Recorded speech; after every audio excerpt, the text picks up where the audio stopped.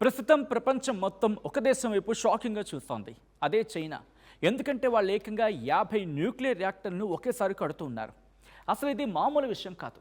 China ఎందుకు ఇంత స్పీడ్గా వెళుతోంది అంటే 2030 కల్లా అమెరికాను కూడా దాటేసి, అమెరికాను బీట్ చేసి వరల్డ్ నెంబర్ 1కి వెళ్ళిపోవాలనేది, వరల్డ్ నెంబర్ 1 అవ్వాలి అనేది వాళ్ళ ప్లాన్.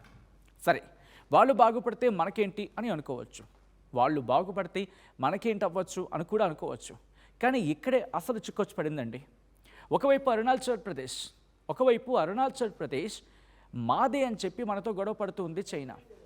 ఇంకోవైపు ఇలా పవర్ పెంచుకోవడం వెనుక ఏదైనా స్కెచ్ ఉందా? ఈ వీడియోలో అసలు మ్యాటర్ ఏంటో క్లియర్గా మాట్లాడుకుందాం. హలో, నమస్తే, వెల్కమ్ టు ఆర్టీవీ. నేను సచిన్. రీసెంట్గా వచ్చిన ఒక రిపోర్ట్ ప్రకారం చైనా దగ్గర ఇప్పటికీ 60 రియాక్టర్లు నడుస్తూ ఉన్నాయి. ఇంకో 36 రెడీ అవుతూ ఉన్నాయి. ఇవన్నీ కాకుండా మరో 16 కొత్త వాటికి పర్మిషన్ ఇచ్చింది చైనా. అంటే ప్రపంచంలో తయారయ్యే సగం రియాక్టర్లు వాళ్ళ దగ్గరే ఉన్నాయన్నమాట. వీళ్ళు హులాంగ్ అనే కొత్త టెక్నాలజీని వాడుతూ ఉన్నారు. అంటే పాతకాలం పద్ధతులు కాకుండా వాటిని పక్కన పెట్టేసి చాలా సేఫ్గా, తక్కువ ఖర్చుతో కరెంటుని ఉత్పత్తి చేసే పద్ధతి ఇది. దీనికోసం లక్షల కోట్లు ఖర్చు పెడుతూ ఉంది చైనా. ఎందుకంటే వాళ్ళ ఇండస్ట్రీలకు విపరీతమైన కరెంటు కావాలి అక్కడ. అలాగే వేరే దేశాల నుంచి ఆయిల్ కొనే పని తగ్గించుకోవాలనేది చైనా టార్గెట్. ఇక చైనాకి పవర్ వస్తాయి, మనకెందుకు టెన్షన్? ఇక్కడే అసలు పాయింట్ ఉంది. దానికి కూడా కొన్ని కారణాలు ఉన్నాయి.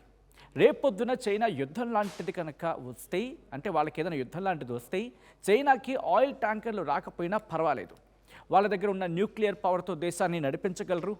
ఇది వాళ్ళకి పెద్ద ప్లస్ పాయింట్. ఇక రెండోది మేమే గొప్ప అని చూపించుకోవడానికి ఇదొక దారి కింద మాట్లాడుకోవచ్చు. ఏషియాలో చైనా మాటే నెగ్గాలి అనే కసి వాళ్ళలో ఎప్పుడు కనిపిస్తూ ఉంటుంది.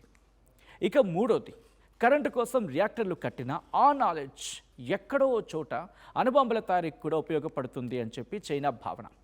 అది మనలాంటి పక్కనున్న దేశాలకు, నైబరింగ్ కంట్రీస్కి కూడా రిస్కే కదా మరి. ఇక మెయిన్ పాయింట్కి వస్తే చైనాతో మనకున్న గొడవలు. చైనా అస్సలు తగ్గట్లేదు.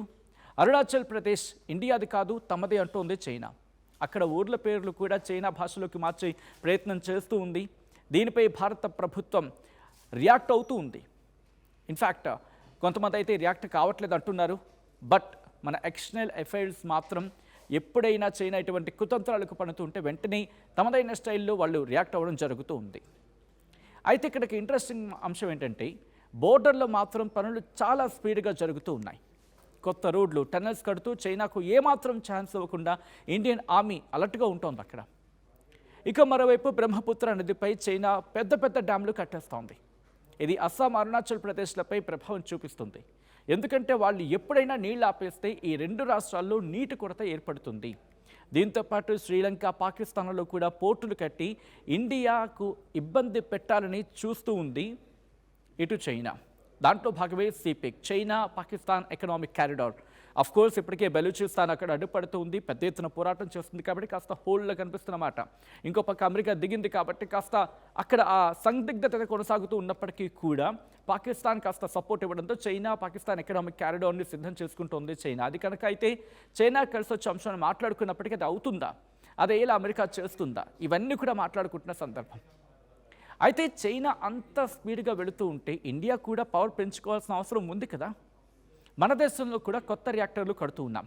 కానీ చైనా వేగంతో పోలిస్తే మనం కొంచెం స్లోగా ఉన్నామనేది ఒప్పుకోవాల్సిన మాట. ఇటు ఎకానమీలో, టెక్నాలజీలో చైనా కంటే స్ట్రాంగ్ అయితేనే మనతో గొడవ పెట్టుకోవడానికి భయపడతారు. అమెరికా, జపాన్ లాంటి దేశాలతో కలిసి గ్రూప్గా ఉంటే చైనాను కంట్రోల్ చేయొచ్చు. ఇక చైనాతో మనకు కేవలం బోర్డర్ ఇష్యూస్ మాత్రమే కాదు, దీని వెనుక లోతైన రాజకీయ, ఆర్థిక, భౌగోళిక కారణాలు కూడా ఉన్నాయి. ఇండియా చైనా మధ్య దాదాపుగా 3488 కిలోమీటర్ల పొడవైన సరిహద్దు ఉంది. దీనిని ఎల్ఏసి అంటారు. ఎల్ఏసి అంటే లైన్ ఆఫ్ యాక్చువల్ కంట్రోల్. ఇక్కడ ప్రధానంగా 2 చోట్ల గొడవలు ఉన్నాయి. అందులో నెంబర్ 1 లద్దాఖ్. ఇది మనదే అని ఇండియా అంటుంది. ఇన్ఫ్యాక్ట్ భారత్ ఇప్పటికి చెప్తూ ఉంటుంది కూడా. కానీ చైనా దీన్ని ఆక్రమించి రోడ్లు కూడా వేసేసుకుంటోంది. అది 1962 యుద్ధం. ఆ తర్వాత చైనా ఆధీనంలోకి వెళ్ళింది. మరొకటి అరుణాచల్ ప్రదేశ్. చైనా దీనిని సౌత్ టిబెట్ అని పిలుస్తూ ఉంటుంది. అరుణాచల్ ప్రదేశ్ మొత్తం తమదే అని చెప్పి వాదిస్తూ ఉంటుంది చైనా. ఇక 1950కి వెళ్ళిపోదాం వెనక్కి ఒకసారి. చైనా టిబెట్ను ఆక్రమించుకున్నప్పుడు అక్కడి ఆధ్యాత్మిక గురువు దలైలామా ప్రాణరక్షణ కోసం, తన ప్రాణాన్ని కాపాడుకోవడం కోసం, తన ప్రాణ రక్షణ కోసం భారత్కి రావడంతో ఆయనకు ఆశ్రయం కల్పించింది ఇండియా. ఇది చైనాకు అస్సలు కెట్టడం లేదు. తమ శత్రువుకు మీరెలా రక్షణ కల్పిస్తారు అంటే, మా శత్రువుకి మీరెలా రక్షణ కల్పిస్తారంటూ ఇండియాపై కోపం పెంచుకుని గుర్రుగా ఉంది. 2020లో జరిగిన గాల్వాన్ లోయ గొడవ తర్వాత రెండు దేశాల మధ్య సంబంధాలు చాలా దారుణంగా దెబ్బతిన్నాయి. అప్పటి నుంచి బోర్డర్ దగ్గర వేల సంఖ్యలో సైనికులు మోహరిస్తూనే ఉన్నారు. చైనా ఆర్థికంగా సైనికంగా బలంగా ఉంది కాబట్టి ఇండియా కూడా తమ సైనిక శక్తిని పెంచుకుంటూ చైనా దూకుడుని తగ్గించడానికి ప్రయత్నాలు చేస్తూనే ఉంది.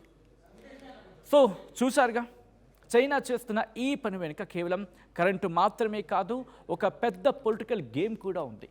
మరి చైనాను తట్టుకోవడానికి భారత్ ఇంకా ఏం చేయాలని మీరు అనుకుంటూ ఉన్నారు? మీ అభిప్రాయం ఏంటి? ఇటు చైనా దూకుడికి కళ్ళం వేయాలంటే భారత్ దగ్గర ఉన్న అస్త్రాలు ఏమనుకుంటున్నారు? ఇంకా ఎటువంటి శస్త్రాలను భారత్ సిద్ధం చేసుకోవాల్సి ఉంది? మీరేమనుకుంటున్నారు? కామెంట్ చేసే ప్రయత్నం చేయండి.